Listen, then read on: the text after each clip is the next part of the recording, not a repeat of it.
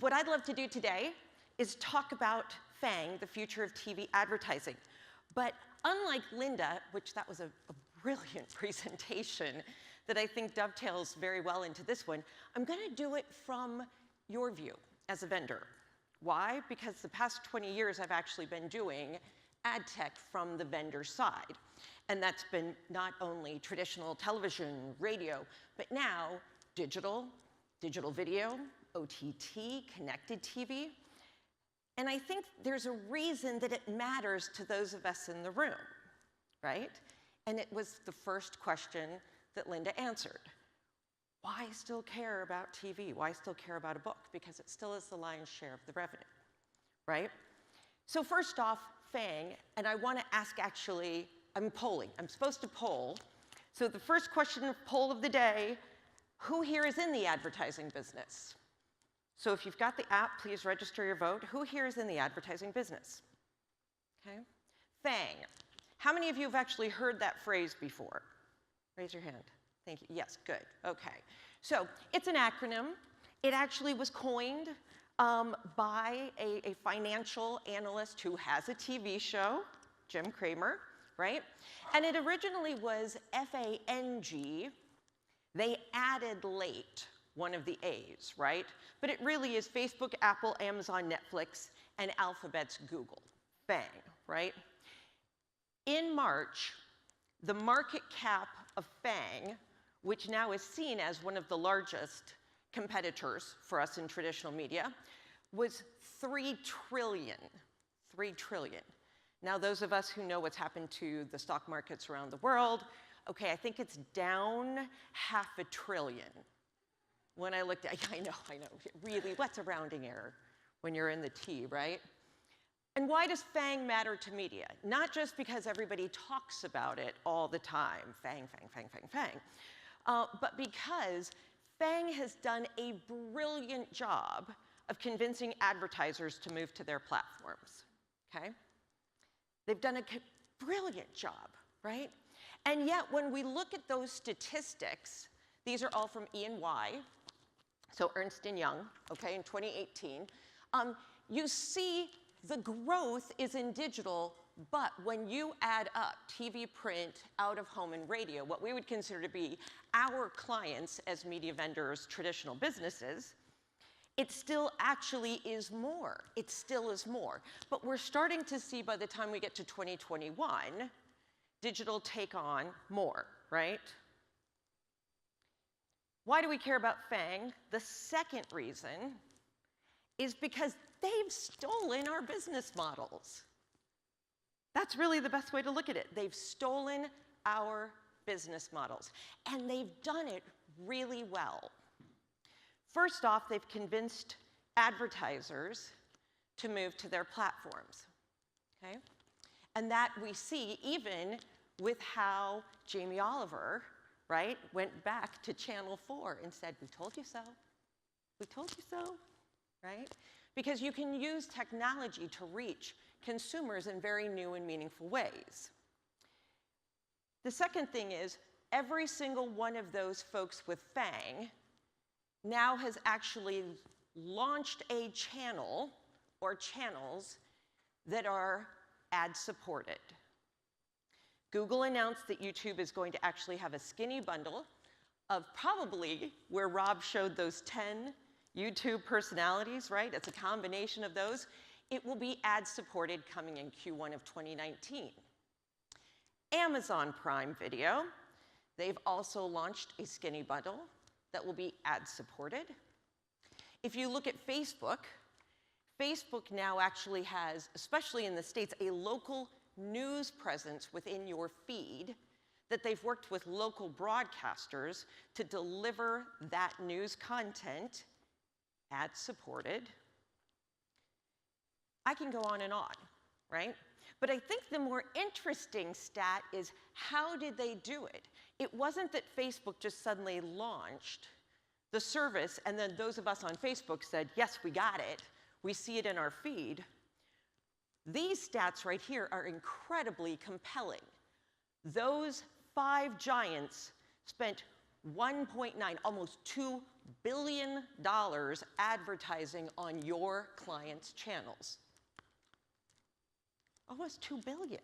That means they spend about $138 million a week advertising. And it's not just, hey, I'm Apple and you want to buy the iPhone, right? It's Apple Music. It's YouTube channels. It's the Amazon Prime. They are going after us, but nice thing is they're actually paying us to tell everybody to leave. I guess that's one way of looking at it, right? By 2023, global digital advertising will rise to almost 20% of all worldwide video. That's a stat that most of us probably have seen before, right? Traditional TV advertising is still the lion's share. That's why I started with the John Lewis commercial, right? It still is the lion's share. But it's going to go down, right? If this is our world, what I wanted to talk about are 4 tenets that I think affect you as vendors, you as people who support broadcasters, okay? The first is TV isn't dying, it's evolving. It's evolving. So it's coming down from 86% to 80%. It still is 80%, okay? And when we look at the viewing hours, yes, more people are leaving traditional TV, okay? But they're watching traditional TV in different ways. Only 7% is doing live viewing, but people are doing catch-up viewing. They're doing VOD. They still know the brands of our traditional customers, right? And what I think is really important is all of our customers, all of the major media companies are doing digital video. They're doing digital streaming. They're doing digital audio. Because what's happened is more content is being consumed, period. More content is being consumed. The one at the bottom is the startling fact. Even though FAANG is taking people away from our platforms, our CPM for linear TV, how we actually monetize, how an advertiser pays our clients, is going up while FAANGs is going down. Linear TV CPM, the monetization up, them down. Why? Because what we've seen is we're really good at content. We're really good at content. We've got great shows, great audio files. We've figured out how to actually cross the chasm into different platforms. And what is the takeaway for those of us on the vendor side? Advertising is now content. Every single one of you in this room, I hope, if nothing else, please take away that advertising is content. So if you have systems to help people manage content, you're in the advertising business. John Lewis, that commercial you just saw, it cost $10 million, but 20 million views in week 1. You cannot replicate that well. That is US American football Super Bowl stats, right? To get that same type of reach and frequency of an ad. Normally, John Lewis takes in 100 million quid. Guess what they did? More than doubled it. More than doubled it. And they have 11 million views on their YouTube channel. People are sharing this video because they look at it as content. And last night when I got to the hotel room, turned on the telly, and I loved the fact that I saw not the full John Lewis ad, but I saw the 30-second spot. We have to actually think about advertising as content. And how do we know that advertising as content can be enabled by technology? Because what most of us on the vendor side have done very well is help our clients automate. We're using technology to automate getting content to wherever those viewers and listeners are. Anywhere, right? Any device, anytime, right? The audience is now across all of those platforms, and it's critical for us to help Discovery, critical to help BBC and CBS and Pandora expand across all those platforms. And technology, automation is the key. That is something that I believe we as vendors can do. And we especially need to now help them do it with advertising, because that's how they're going to monetize. Only two ways to make money in traditional media, right? Subscription or advertising. If we help them automate the advertising side, I think we're enabling them to continue to compete against FAANG. But more important than anything is data, data, data. Data is everything. I could not have asked Linda to do a better presentation, because what'd she do? Get up and give us all those stats, right? That's another thing that we have an obligation to do as vendors, is help them with data.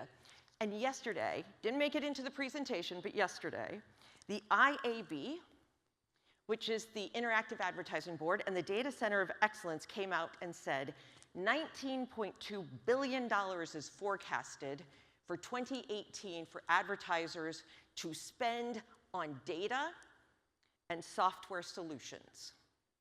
19.2. Of that, almost $5 billion is going to be spent on the technologies for data management, processing, and integration. Of that 19, about 2.5 is going to be spent on analytics, modeling, and segmentation. They're spending it on technology companies. They're spending it on us. Or I hope so. I hope it's us, right? Because at the end of the day, our customers are not going away, but they're evolving. And the solutions that we have to help them transmit, manage a knock, get that content, actually have some of that, right, is going to be enabled by us helping them through the evolution. Because we've been saying this for years, right? We've been saying this for years. The business of broadcast is changing. But from a technology side, now we have to not only enable that evolution, but we can actually help accelerate it if we start thinking about the data, the advertising as content, right? And how we can automate, because we all know our customers are trying to do more with less. The only way to do that successfully is with technology. And I believe that the technology component that's really missing right now is how we take all of the amazing solutions that we've been able to do for their live events or for their programming content in MAM systems, DAM systems, automation, how we actually do storage, how we actually facilitate across multiple platforms for streaming. Now we need to do that exact same thing for them for their advertising. Because if they do that, the linear CPMs, the way that they charge, will continue to increase. So even though it might be less of the pie overall, the revenue is actually going to grow. With just a couple minutes less, we only have one comment so far. But before I even get to that, what I'd love to do now is ask you to take the poll again. Who here is actually in the advertising business? Aha, I set you up. Well, wait, actually, you guys could set me up if everyone still says no. Which I hope not, because advertising really is nothing more than content now, right? And I do think that when we get to things like John Lewis, the reason it's shared is because it's compelling.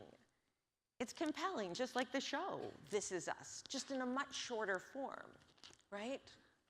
And the advertisers that are trying to work with FAANG right now are also struggling because we in the traditional world have so many business rules and so many strong processes to verify that things like brand safety, fraud, are actually things that we can say we do safety and we don't have a lot of fraud, because we know exactly where that content is every single place in the broadcast chain. So I believe that this is a really exciting time to be part of this evolution. And I think that as vendors, a lot of what we already have needs some tweaking, but it's going to be able to shift over so that we help our clients monetize even better. And Rob, can we show where we ended up with the "Do you work in advertising?" It's good. Thank you, everyone, because yes, you do. We work in advertising if we're a media vendor.